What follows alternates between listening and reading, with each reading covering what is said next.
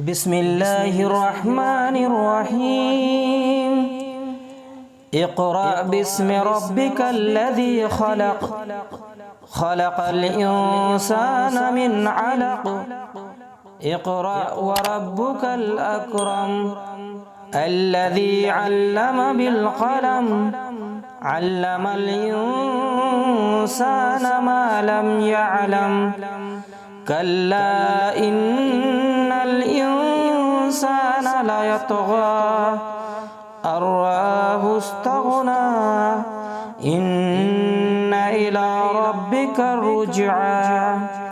أرأيت الذي ينهى عبدا إذا صلى، أرأيت إن كان على الهدى أو أمر بالتقوى، أرأيت إن كذب وتولى.